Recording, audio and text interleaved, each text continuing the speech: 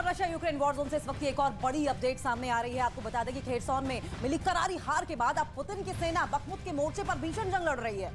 वैसे भी रूस के कब्जे से 50% इलाकों को ज़ेलेंस्की छुड़ा लेने का दावा कर रहे हैं और इस दावे में कितनी सच्चाई है ये भी वक्त बताएगा। और उधर इस इलाके में रूस के हमले तेज करने का दावा सामने आया है। बताया गया है कि हमले उस वक्त किए गए जब पुतिन ने खुद डॉनबास जाने का ऐलान किया।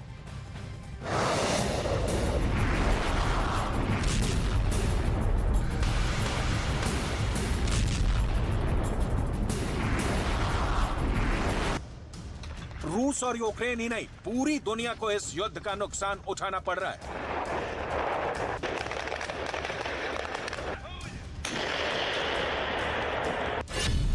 युद्ध की वजह से विश्व की अर्थव्यवस्था को अब तक $4 ट्रिलियन यानी करीब 30 लाख करोड़ का नुकसान हो चुका है।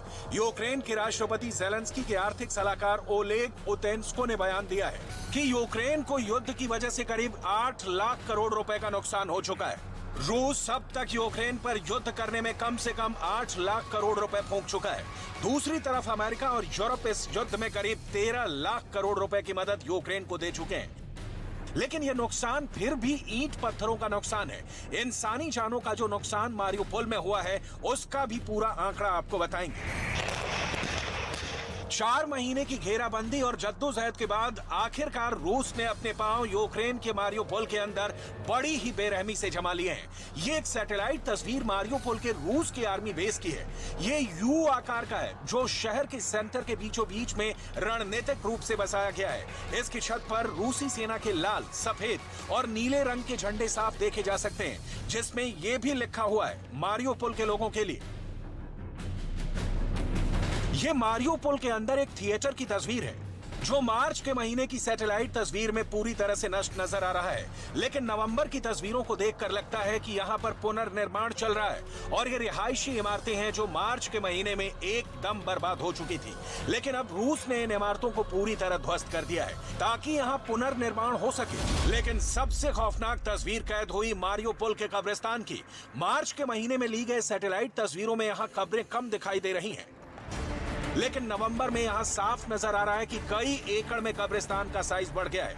ऐसा अनुमान लगता है कि युद्ध में बड़े पैमाने पर नरसंहार हुआ है जिसमें लोगों को कब्रों में दफनाया गया है। मारियुपोल की जंग में 14,000 सैनिक रूस की तरफ से लड़े और करीब 8,000 सैनिक यूक्रेन की तरफ से लड़े। रूस के 6,000 सैनिक मारियुपोल की जंग में मारे गए और 4,000 से ज्यादा सैनिक यूक्रेन के मारे गए। यूक्रेन के 3,900 सैनिक कैद भी कर लिए गए थे।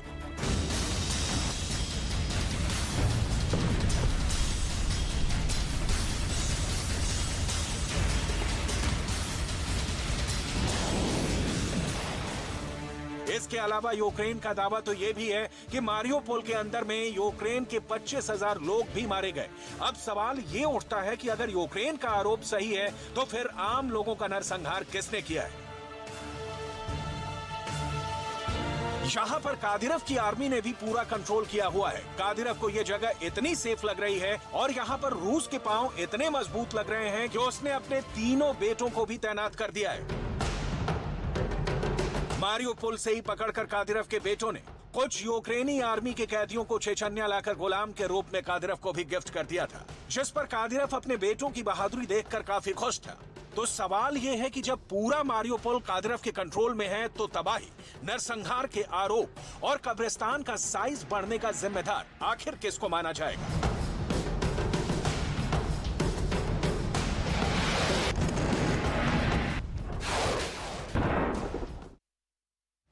हथियारों के दम ही ज़ेलेंस्की जंग में पुतिन के सामने टिके हुए हैं, हथियारों की बदौलत। नाटो और अमेरिका ने ज़ेलेंस्की को हथियारों से लाद दिया है। जी हाँ, पैट्रियट मिसाइल हो या फिर नैमन्स या फिर जेवलिन मिसाइल की बात कर लें, अमेरिका से आए हथियारों